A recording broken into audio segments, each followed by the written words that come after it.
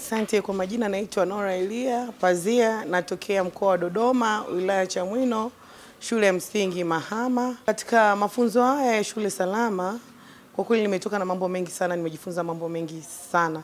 Cha kwanza nimejifunza juu ya sanduku la maoni. Nilikuwa sijui sanduku la maoni kwamba linatakiwa likae na watu watatu, ambao kila mtu atatakiwa kutunza funguo zake kwa ajili ya kuhifadhi siri au yale maoni ambayo wanatoa wanafunzi kwa ajili ya changamoto ambazo wanakutana nazo juu ya ukatili wa kijinsia.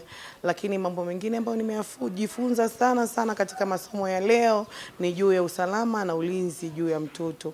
Tunawajibikaje juu ya usalama na ulinzi wa mtoto, na pia tunatumiaje mbinu mbalimbali katika kutatua changamoto za usalama na ulinzi wa mtoto. Nikaja kugundua kwamba ukisema wewe mwalimu peke yako usuluhishe haya mambo hutoweza. Kwa hiyo kuna wadau mbalimbali ambao wanatakiwa wawepo, muweze kuungana nao kwa ajili ya swala hili la kutatua au kusimamia ulinzi na usalama wa mtoto.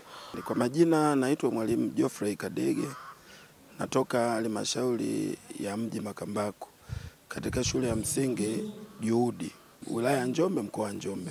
Kiukweli mafunzo haya ni muhimu sana kwa wakati huu kwa sababu yana reflect hali halisi ya mazingira tuliokuwa nayo kwenye shule zetu kwa sasa.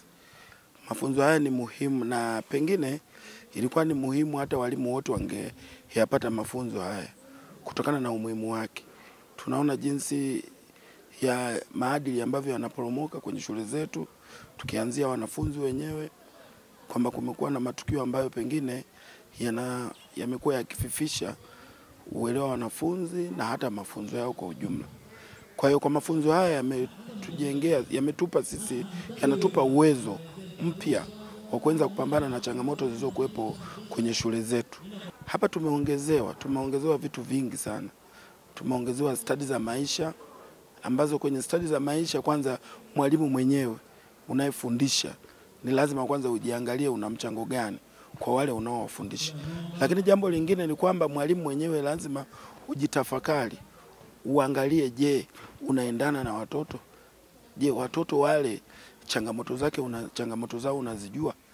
Au pengine wewe ndio ukawa changamoto kwa wanafunzi, kwamba wewe ndio unashindwa kuwasaidia wale watoto waweze kuelewa. Kwa sababu kwa asilimia kubwa walimu tumekuwa tukilaumu wanafunzi, kwa labda mwanafunzi huyu haelewi, mwanafunzi huyu yuko hivi na vile, lakini tunashindwa kuelewa kana kwamba pengine sisi tunaweza tukawa ndio tunakuwa tatizo kubwa kwenye kuwafanya hao watoto wetu waelewe, kwa sababu tunashindwa kuzitambua changamoto walizokuwa nazo. Kwa majina naitwa Madam Fatuma Marata, ninatoka shule ya msingi Umoja, mkoa wa Njombe, halmashauri ya mji Makambako.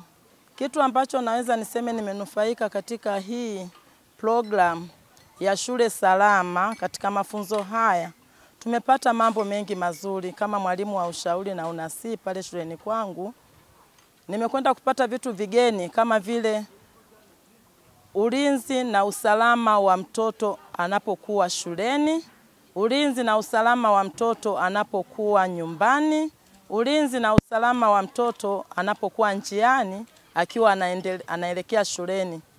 Tumepata mengi mazuri, namna ya kuwaelekeza watoto, kuwaimarisha zaidi katika masuala ya life skills. Tunasema stadi za maisha.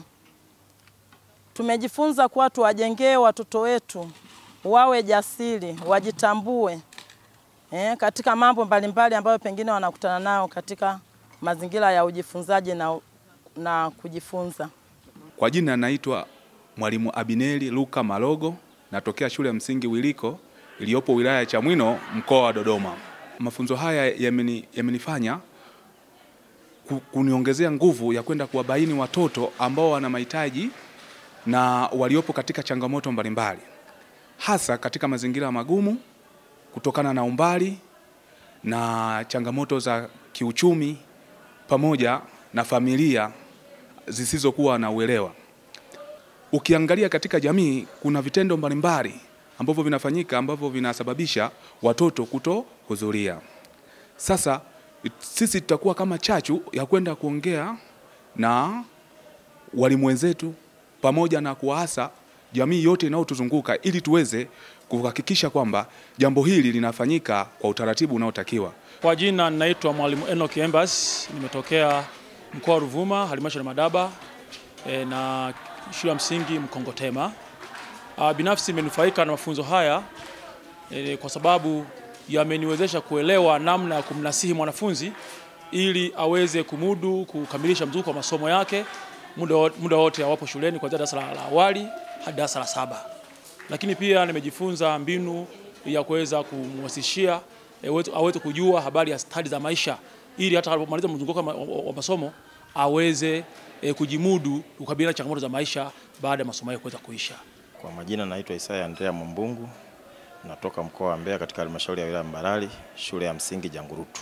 Tumejifunza kwamba ulinzi ni hali ya kumtetea mtoto dhidi ya majanga yanayoweza kumpata, ikiwemo yale ya kuhatarisha afya au usalama wa mwili wake. Lakini pia tukajifunza maana ya usalama kwa ujumla, kwamba usalama ni ile hali ya kumweka mtoto katika hali ya kutoweza kuathiriwa na mambo mbalimbali yakiwemo yale ya unyanyasaji wa kijinsia, kiafya, kisaikolojia na kihisia.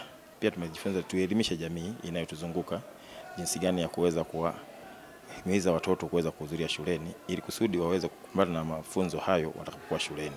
Kwa majina ninaitwa Tumaini Rodrick Nyagawa, ni mshiriki wa mafunzo haya ya mradi huu wa Boost. Nimetokea mkoani Dodoma jiji. Pia ni mwalimu wa shule ya msingi Msalato.